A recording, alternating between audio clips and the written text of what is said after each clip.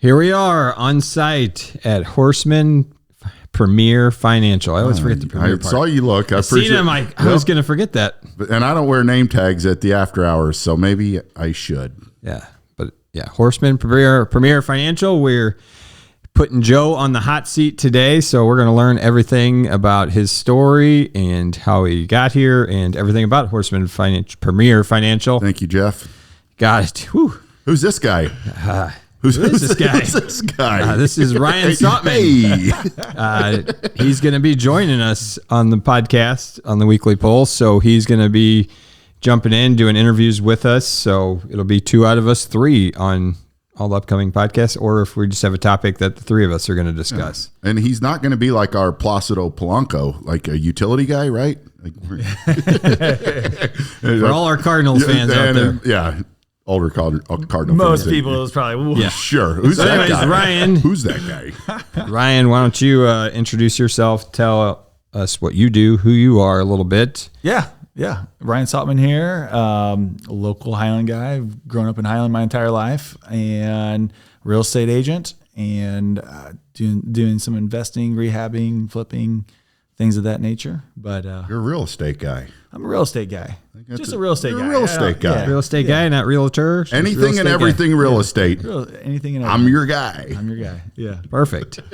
So we'll skip our wealth tip. You sure? Because I feel like I did have a good one. You had a good one? It's been it's weighing on my heart. And let's this week. get the wealth tip out there. Okay, and the health tip's coming right after. The health tip is we coming. need to have it. This topic this week, I really hope this gets some traction because this is super important. People hate talking about it, but the last few weeks I've had some clients and conversations about this topic, and I wanted to bring it up, and it circles around life insurance. Most people, I shouldn't say most people, I keep saying that, but a lot of people will get their life insurance and shelve it and forget about it. Go out and look what you've got. I don't know when you have bought it, but pull your policy out, look at it, see what you have. Make sure it's meeting your goals. It's a forgotten thing to do. People set it and forget it sometimes, but I've kind of been running into some scenarios here in the last couple weeks that are, had we not had the conversation, these specific people would probably be putting money into buckets that maybe doesn't quite match their goals. So I just encourage everyone, pull those things out, review it, talk to your advisor, call me if you want an opinion, but it is get this thing out of the way, get it done, make sure it's matching your goals, and then focus on the fun stuff, which is growing your wealth. So that's my tip. Can I make a comment on that? Yes. Actually? It's funny you say that because I literally just had a conversation with Josie this past weekend here. I told Josie, I've had a life insurance policy since me and her got married. And that was based off of what my income was then, what our expenses were then. How many kids did you have? Zero. Okay. All right. And I told her, I'm like, Josie, if something happened to me, I know what we have right now on a life insurance policy you're going to have to find someone else to, or start working. She's young and good looking. She'll find another Ryan for sure. Yeah. But I want her to be able to have that lifestyle that she currently has. And right now that life insurance policy doesn't do that. So I thought, I told her we need to talk to Joe about this. Well, that's a hell of a story, timely as well. No, but for some reason, I don't know if it's the holidays, but that topic has been coming up, and I am strong on this one. Pull it out, look at it, and get it out of your way and focus on the fun stuff. Yeah. Okay. Health tip. I'm going to keep it real simple. We just got done with Thanksgiving, and let's just wrap it up. Call it good on Thanksgiving. Now we're several weeks away before Christmas, so get back to your normal routine. Get back to the consistency for the next 3 weeks before Christmas starts. So keep it simple and just get back to the same routine you'd do in June or July. Ryan, do you have any real estate tips? Heck, Yeah. Oh man. Quick real estate tip for us, or anything about the market that we need to know? We're going into what's called the slow season. A lot of people will kind of wait until springtime or this or that, but the reality is if you are thinking about the springtime, if I go to my data and look at the data of what houses do in the winter, is you can actually, there's not as much inventory, but there is an opportunity to get a little bit of a deal. So if you're looking to buy sometime within the next year, might not be a bad idea to be ready to go this winter through. And that time frame is really from December through February. So Good houses, tip. Houses dip. If you look at the 5-year trend, houses dip in price every single year around through December and February. Well, we just moved into our house last week, and there's a reason why there's a discount. It is hell. Moving in the wintertime around the holidays. I do deer hunt, hence the robust beard here, but there's got to be a little bit to that. So good tip, Ryan. Yeah. Good tip. All right. Now let's get to our guest of the day. That's Joe. Hi. Learning about who Joe really is, where he came from, and how he got to where he is today. Joe's got a great story. So we're going to dig into his personal side and let you know who he is. And I think it'll help people relate to you a little bit more. So are we fair game, Joe? Let's do it. All right. So let's just start off with why a financial advisor? That comes from not having any money when I was younger. And I believe I told my parents when I was in 7th grade, I'm going to be a stockbroker and I'm going to move to New York. Well, I got 50% of it done. Yeah, I'm not going to New York. Staying here? I'm here. Well, we got the office, so I love it here. Okay. Keep preaching. So, how long did you go without having money? Oh, let's see. Probably 9 years ago, I got with my wife. We came in, there's a little side story here. We came in together and we had $75,000 of debt accumulated from past marriages and just, poor habits. And then I, you see some Dave Ramsey stuff in the back, but I was preached about Dave Ramsey when I was in my 20s and never really paid a whole lot of attention. And then I decided I wanted to teach the Financial Peace University, which is all geared for paying your debt down so you can start focusing on building your wealth. Well, as I was teaching the class, I realized that I didn't know a damn thing about paying debt off. I thought I had it all figured out as a financial advisor, and boy, was I wrong. So I became my own student, and in less than 4 years, we paid off $75,000 of debt. And that was driven for a lot of my later youth ages and early adulthood of really not having anything, living week to week. Be honest with you, we're probably going back 14 years now. I was on the cusp of bankruptcy, and amazing enough, I had just got into this industry, and who wants to listen to someone that's facing bankruptcy, coach them about their money? But I could talk the talk, but at that time wasn't walking the walk. So all those things kind of played into the energy that I've got, and that's just wanting to help people out and start with their debt and try to get them make the best effort to get their debts down and then get them to focus on the growing of the wealth. So it was quite the journey going from really no extra money to where we're at today, and pretty blessed and fortunate to be sitting here and doing what I'm doing. You say that was 14 years ago? 14 years ago, I was staring bankruptcy right in the face. What was the emotions like during that time frame? And did you feel like you're going to be able to get out of that? Well, I was doing the things, at least at the time, I thought were the right things to do. You're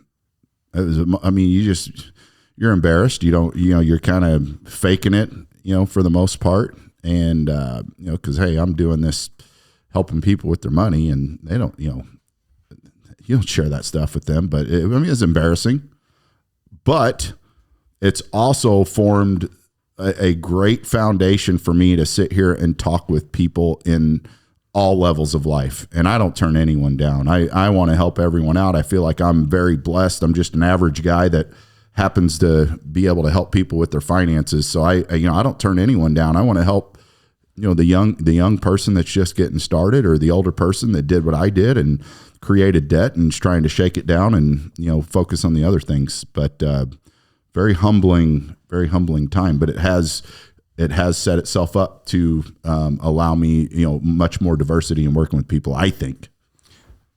Yeah, go ahead, Ryan. Was it a grind, or was it just instant success overnight thing? Getting from that point to where you are today. It's been a work in progress, and Dave Ramsey's got some, not everyone. Dave Ramsey can be conflicted sometimes, but his processes work. I mean, if you want to get out of debt, go through the process, and that's creating a list of all your debts and snowballing them things, and it works. I mean, I have sat here and roped the debt snowball out with people sitting right here at this desk, and I tell them, once you start making that first payment and you don't get that envelope coming in the mail anymore, that energy kicks in and it starts going.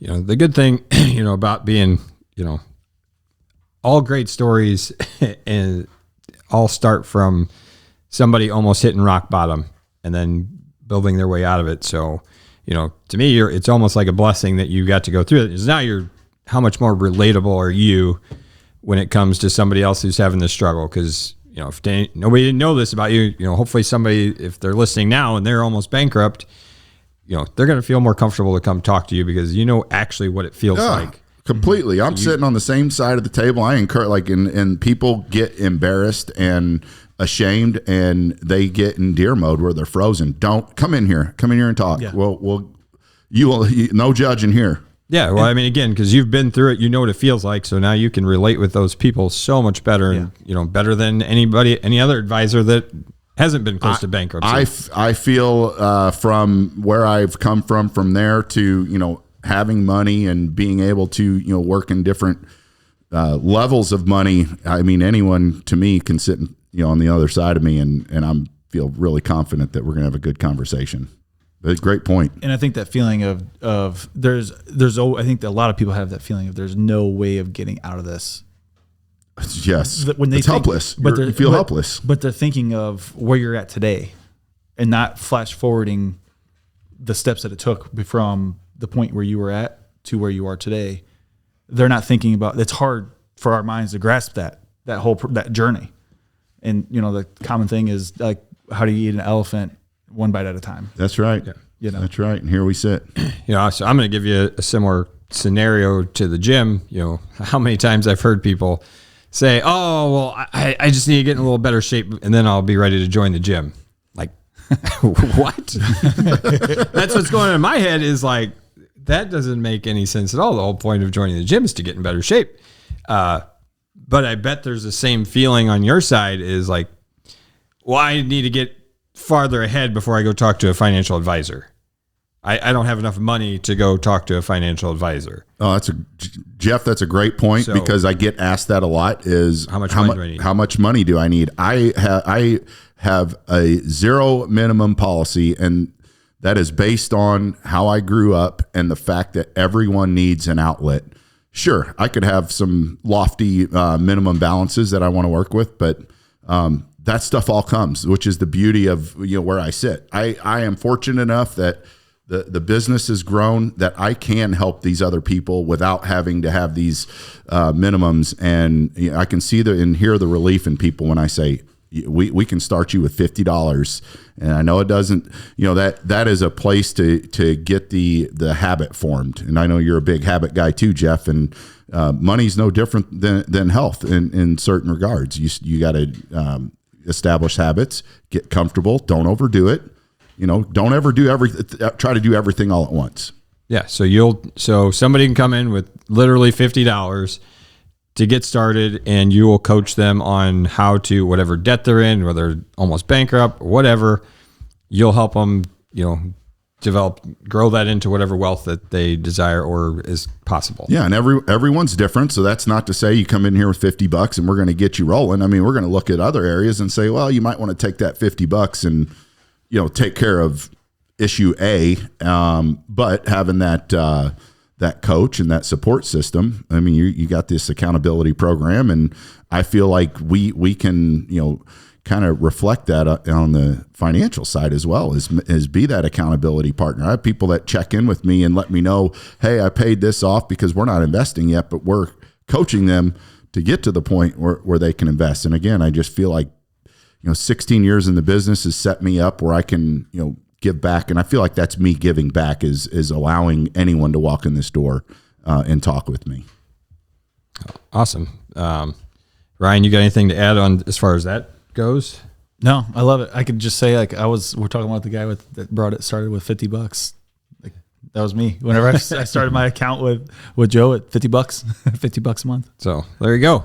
You got it firsthand that somebody, that I didn't turn you down, did I, Ryan? No, Come on in. Gives me advice, everything. Yeah. That people really will start with that amount of money and can, again, grow their business or grow their wealth in business. And I offer a pretty laid back, atmosphere. There's no flashing lights and bells and whistles. This is, pretty, I try to dress, reflecting the average person, which, I feel like I'm just that guy, but no one's going to be intimidated when they come in here. And I try to keep it light and funny too sometimes, which some people don't like. Oh, well.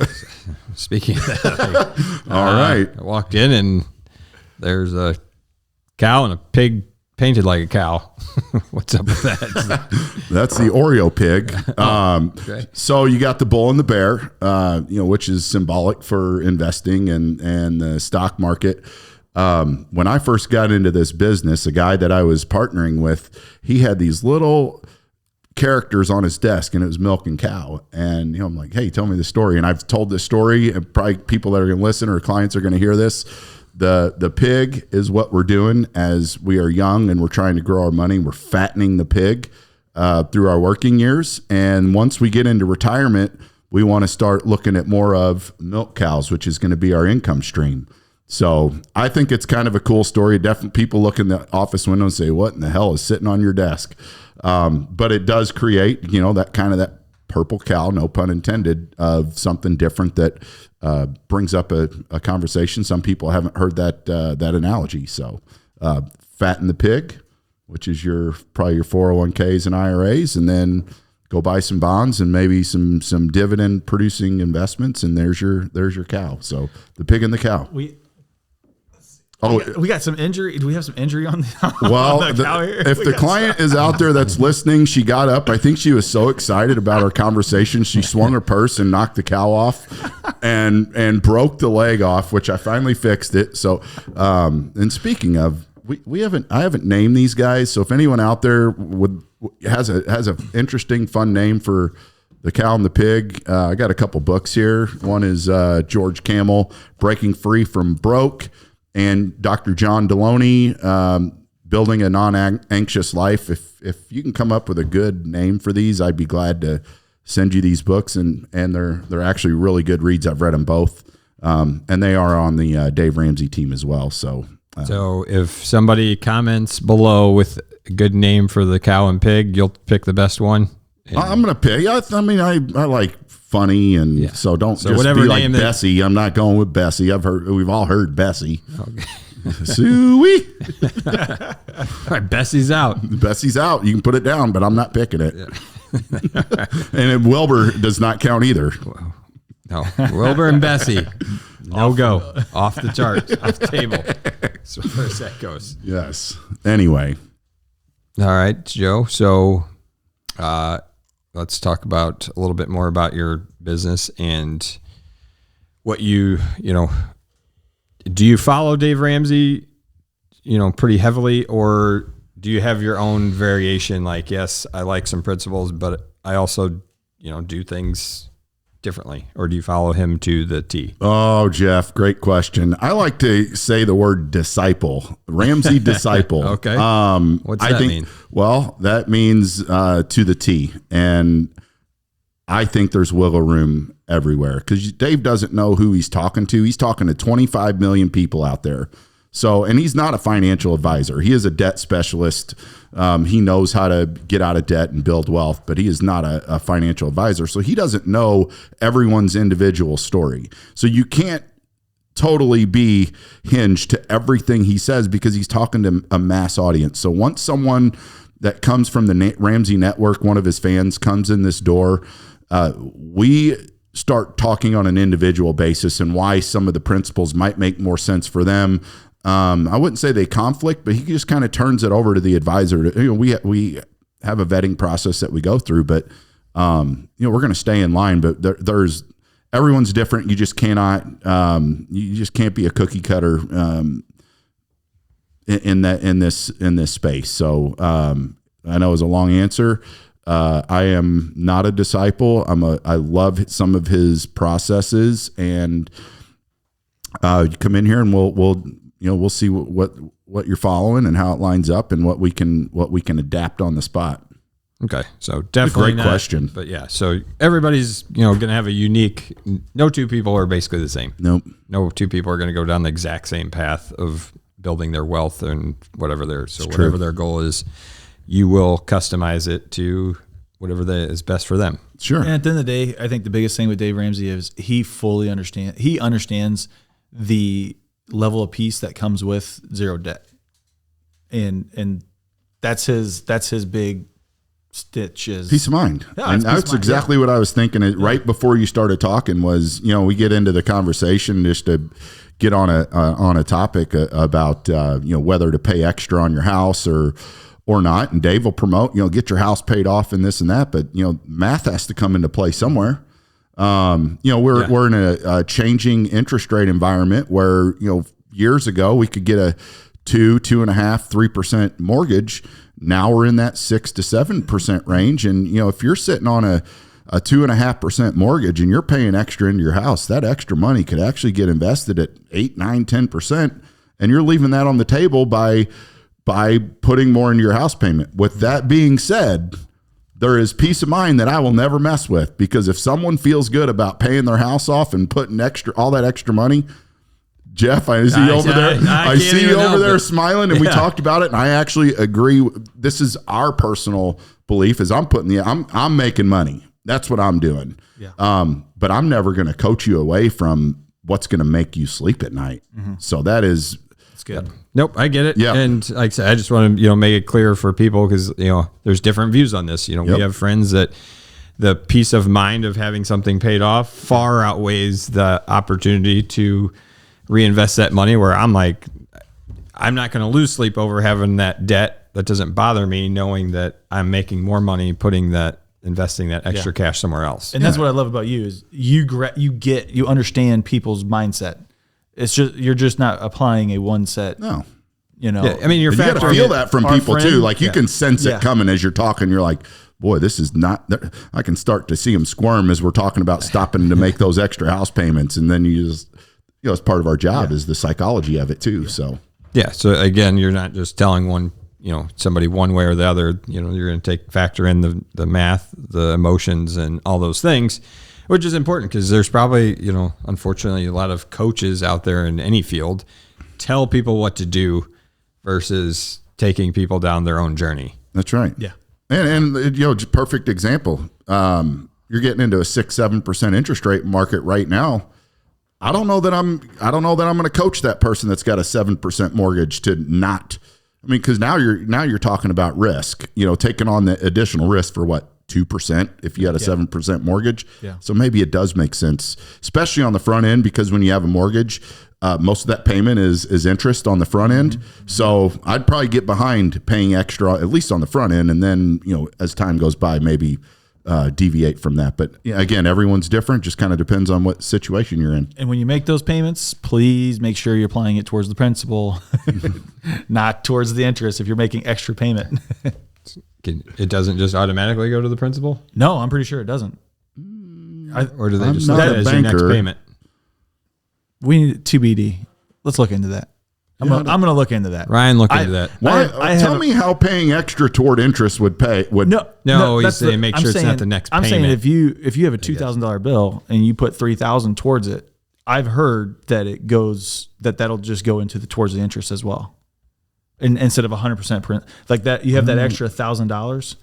If you're making an extra payment, I've heard it goes towards the whole interest and let's have principal. A banker on here. I don't know that's. I'm going to vet that. We're not going to have a debate on that right now. It's because we're talking theory, but we can get a banker in here to discuss that. Sounds good. Joe, is there anything else about Horstmann Premier Financial that you would like to make sure that everybody knows about? Like, or did we hit everything? Well, I think it's important that people know what exactly we do here. And as far as like putting a plan together for people, the things that we can offer are, we talked about it at the beginning, is getting the basis out of the way. And that's the one, getting the life insurance, term life insurance most of the time, and getting that in place and out of the way. So now we can go out and focus on, building the wealth again. So that would be, setting up Roth IRAs, traditional IRAs, bridge accounts, diving into your 401ks and making sure they're allocated properly. Are you taking advantage of the Roth bucket inside your 401k? Do a lot of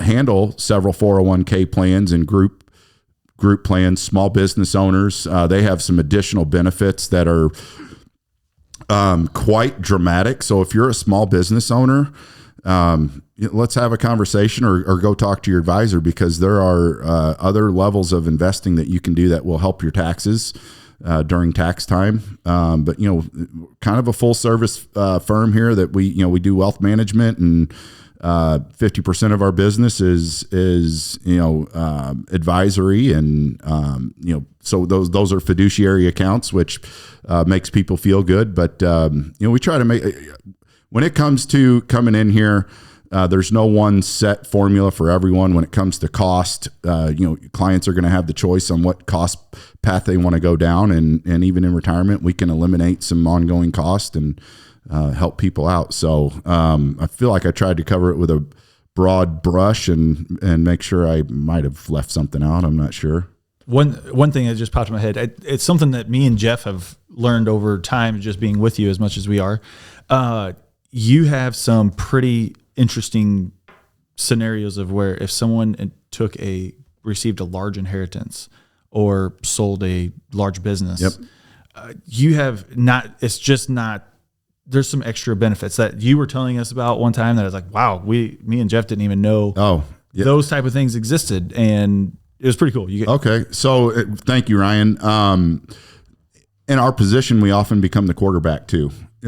So it's tying those relationships in with people that don't have connections, whether it's a tax professional, an estate planning attorney. So we have access to those people and are always referring those out to our partners.